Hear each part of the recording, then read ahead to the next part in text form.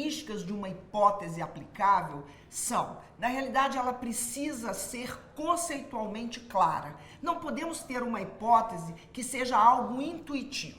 A hipótese tem que ser específica, ela tem que ter referências ou empíricas ou teóricas que a sustente. Ou seja, ela tem que ser uma hipótese teórica e cientificamente sustentável. Eu não posso fazer uma hipótese assim absurda, do nada. Toda hipótese tem que ser sustentada teórica e cientificamente. É claro que ela tem que ser simples, né? E ela tem que estar relacionada com as técnicas disponíveis para a sua investigação. Essas coisas estão na introdução de um projeto de pesquisa. O segundo item de um projeto de pesquisa é a justificativa. A justificativa é o lugar onde eu vendo o meu peixe, mas eu tenho que vender o meu peixe a partir de 3 perspectivas. Uma relevância teórica, uma relevância prática e uma relevância pessoal. Claro que falar numa relevância pessoal, por exemplo, não é dizer porque eu gosto disso ou porque eu gosto daquilo. Mas o pesquisador pode se situar historicamente, pode se situar dentro de uma linha de pesquisa. Eu queria destacar a vocês que é importante que nós sigamos linhas de pesquisa. Quanto mais eu investigo sobre um mesmo tema, mais aprofundadas são as minhas pesquisas. Mas voltando, a justificativa então é um capítulo pequeno, seu, uma escrita sua, de 3, 4 páginas, também 2, 3, 4 páginas, na qual você destaque a relevância teórica, por que é importante pesquisar isso, em que o conhecimento vai avançar. E a relevância prática é porque nós estamos falando em pesquisas desenvolvidas dentro de um curso de especialização. Na medida do possível, nossas investigações devem trazer, como eu disse, uma contribuição para os trabalhos que vocês desenvolvem na prática. Enfim, é uma tríplice relevância. Uma relevância teórica, uma relevância prática e uma relevância pessoal. Pensando que na ciência não é nada que seja trabalhado no campo da pessoalidade, mas de como esse investigador se insere na sua realidade. O terceiro item de um projeto de pesquisa são os objetivos. Eu diria a vocês que não é fácil construir objetivos. Sabe por quê? Porque nós achamos que o objetivo é solto, desvinculado do problema. Não. O objetivo, na realidade, é uma ação que eu vou desenvolver para responder ao problema. Então, tudo isso tem que conversar: o tema, o problema, a hipótese e os objetivos. Os objetivos têm que ser formulados com verbo no infinitivo. Eles denotam uma ação. Analisar, identificar, relacionar. São verbos investigativos. Há diversos tipos de verbos, que são, claro, os verbos de ação, mas na pesquisa são verbos investigativos. Identificar, relacionar, analisar, comparar. Estes são verbos apropriados. Claro que eu posso usar um verbo propositivo, propor um projeto de lei com vistas a isso e aquilo. É um objetivo que não é investigativo, mas é propositivo, que dependendo do resultado da pesquisa, eu posso fazer e propor um projeto de lei, propor uma metodologia adequada, uma teoria para tomada de decisões judiciais, para o trabalho do Ministério Público e assim por diante. Então vejamos, os objetivos não precisam ser muitos. Não tem um número certo, tem que ser 3, 4, 10 é muito, 5 é pouco, 2 é pouco. Não. Eu tenho que ter tantos objetivos quantos forem necessários para eu responder ao problema. Se eu tiver 3 objetivos e ao alcançá-los eu conseguir ter o meu problema respondido, chega. Se não, eu posso ter que destrinchar isso um pouco mais. Mas lembrem-se sempre, os objetivos devem ser construídos sempre dos mais simples para os mais complexos. Por exemplo, o verbo identificar é um verbo simples. Ele deve vir primeiro. Relacionar é um verbo simples. Deve vir primeiro. Os objetivos mais complexos são analíticos, comparativos. Devem vir ao final, depois que eu já identifiquei, depois que eu já relacionei. Mas o verbo é sempre no infinitivo. Outra coisa é que os objetivos têm que ser formulados com apenas um verbo, uma só ação. Eu não posso botar identificar e analisar. Não, eu posso até botar analisar comparativamente, mas o verbo é apenas um. Eu preciso usar verbos, então, apropriados à investigação e com alto grau de especificidade. Eu queria sugerir a vocês que não formulassem objetivo geral. É difícil, porque se você bota o objetivo geral, os objetivos específicos têm que estar todos contidos no objetivo geral. O melhor é você formular apenas os objetivos. E aí sempre com alto grau de especificidade. Lembre-se que os seus objetivos têm que ser factíveis, possíveis de serem alcançados, como eu já disse anteriormente, nesse tempo histórico. Eles precisam guardar pertinência com o problema.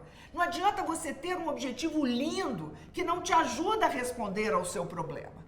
E ele precisa ser capaz, então, de te levar à resposta ao problema. E, como eu já disse, com alto grau de especificidade e com grau crescente de complexidade.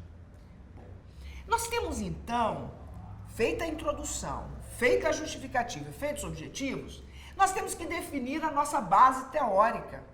O que é uma base teórica? São as teorias de base que dão sustentação ao nosso trabalho. E isso começa com uma boa revisão sistemática da literatura. Mas algumas pessoas já têm o seu viés teórico, já têm a sua base teórica. Robert Alex é uma base teórica importante para quem quer estudar, por exemplo, a teoria da proporcionalidade, a regra da proporcionalidade, teoria de decisão judicial. É um importante teórico nessa área. Mas às vezes eu quero estudar a teoria do consenso. O consenso, estou estudando, por exemplo, os conselhos municipais, os conselhos estaduais, os conselhos gestores. Talvez o Habermas seja um teórico importante para eu analisar a partir da teoria do consenso. São muitos teóricos, são muitas teorias. Eu posso querer estudar, por exemplo, uma questão ligada ao direito do trabalho e me apropriar do materialismo histórico dialético a partir de uma teoria marxiana que eu consigo entender a questão do direito do trabalho de uma maneira belíssima através desta teoria. Mas é preciso que eu lembre, a teoria tem que ter relação, conexão com as minhas crenças, com aquilo que eu acredito do ponto de vista da ciência. Eu não posso me apropriar de um teórico como Bourdieu, por exemplo. Eu não posso me apropriar de um teórico como Michel Foucault se eu entendo o poder numa perspectiva diferente daquilo que eu creio. A base teórica tem que ter coerência, tem que ter a ver com aquilo que eu acredito do ponto de vista da ciência. E para isso, uma boa revisão sistemática da literatura pode nos ajudar.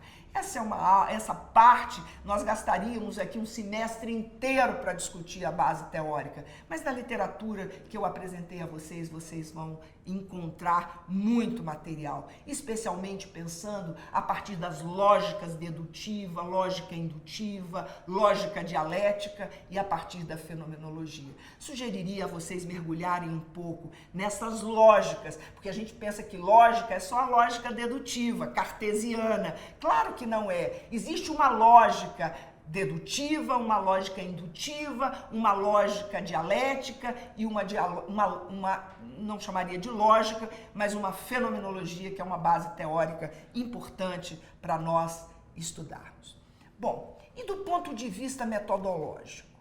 Veja bem, eu quero tirar uma ideia que está posta em muitos livros. Como a maioria dos livros de metodologia foram escritos por pessoas das ciências naturais positivistas, só mais recentemente que a gente tem livros de metodologia ligados à área das ciências sociais e temos uma farta e bela literatura, mas na realidade nós temos muitos livros que falam de métodos e técnicas e ali descrevem as técnicas e não descrevem os métodos. Então eu vou dar uma dica para vocês. para diferenciar método de técnica. Método é um jeito de pensar. Método é um modo de pensar. E técnica é um modo de fazer. Olha como é diferente. É o modo como eu penso a realidade. E a técnica é um jeito, é um modo de fazer. Então, separem isso. Leiam os textos que eu indiquei para vocês sobre método. Então, nós temos métodos, como eu disse, que são eminentemente quantitativos. O método indutivo é um método quantitativo. Nós podemos usar no direito? Podemos, quando fizermos pesquisas que tenham estatística, que tenham levantamentos, podemos. Mas grande parte das nossas investigações, elas estarão ou nos métodos mais afeitos às ciências sociais, que são os métodos dialético, fenomenológico e assim por diante. Preciso dizer a vocês que além de métodos e técnicas, nós temos os tipos de pesquisa. Quais são os tipos de pesquisa? Nós temos a pesquisa exploratória, a pesquisa descritiva e a pesquisa explicativa. Nós das ciências sociais estamos muito vinculados a pesquisas de natureza exploratória, algumas vezes descritiva. Alguns dizem que as pesquisas descritivas são muito mais afeitas às pesquisas quantitativas, mas eu não vejo assim. Há pesquisas descritivas que podem usar abordagens metódicas das ciências sociais e as pesquisas explicativas. Me parece que as pesquisas explicativas estão muito mais vinculadas às pesquisas experimentais, que vão explicar uma realidade. Mas nada impede que nas ciências sociais nós nos apropriemos de todos esses tipos de investigação. É claro que a metodologia vai implicar também que tipo de dados nós vamos coletar ou que tipo de dados nós vamos construir. Então, nós temos pesquisas de natureza experimental, pesquisas que são levantamento, pesquisas de estudo de caso e pesquisas bibliográficas. Agora, é importante lembrar que se nós formos fazer uma pesquisa de campo, nós teremos que nos submeter às regras de definição de universo e amostra. Nós teremos que definir a nossa amostra. Eu fico muito desanimada quando eu vejo, às vezes, juristas fazendo pesquisa em que eles definem lá por regra nenhuma, sem definição amostral correta, e investigam, entrevistam 10, 20, 15 pessoas, 5 pessoas e acham que isso é uma pesquisa científica. Não. A definição da amostra, um dos textos que nós passamos para vocês diz respeito à definição amostral, ou seja, não se define a amostra de qualquer jeito. Tem regras próprias para definir a amostra. Ou eu faço uma pesquisa quantitativa, e aí eu dependo do estatístico para me ajudar a definir que amostra ela é significativa e representativa, porque não adianta eu fazer uma investigação acerca de violência e ouvir só homens, ou ouvir só mulheres, ou não ouvir negros, ou ouvir pessoas que são de uma determinada religião e de outra. A pesquisa tem que ser representativa, ela tem que representar a nossa sociedade e o problema que nós estamos investigando, tem que ouvir jovens, pessoas mais idosas, e ela tem que ser também significativa. Significativa depende de uma questão quantitativa que é definida a partir de critérios estatísticos que não cabe nesse momento nós trabalharmos. Claro que as pessoas que forem fazer uma pesquisa de natureza quantitativa, nós vamos dar as ferramentas para que ele possa também buscar como construir esta amostra. Definição amostral é uma das coisas mais complexas que tem, nós demoraríamos muito tempo, mas tem muito material sobre isso. Enfim, do ponto de vista metodológico, eu queria dizer que nós falamos muitas vezes sobre colher dados, mas eu queria sugerir a vocês pensarem na perspectiva de construir dados e não apenas colher dados da realidade. Eu acho que é isso que eu queria trabalhar. E fechando, lembrando a vocês, todo projeto depende de um cronograma. Todo projeto depende de cortes mensais para que eu saiba se eu estou a quantos dias do término do meu trabalho e o quanto de trabalho que eu tenho. Lembrem-se sempre que no cronograma, não se esqueçam de incluir um último item lá, data de encaminhamento do artigo para uma revista. A ciência precisa ser concluída com a socialização. Claro que vocês vão ter que fazer um orçamento, dependendo de onde estiverem ou não, mas me parece que no que vocês vão fazer, vocês vão depender de orçamento próprio, que não terão financiamento, as pesquisas serão feitas com os recursos de vocês. E fechando, as referências. Ora, as referências são aquilo que dá a sustentação do nosso trabalho.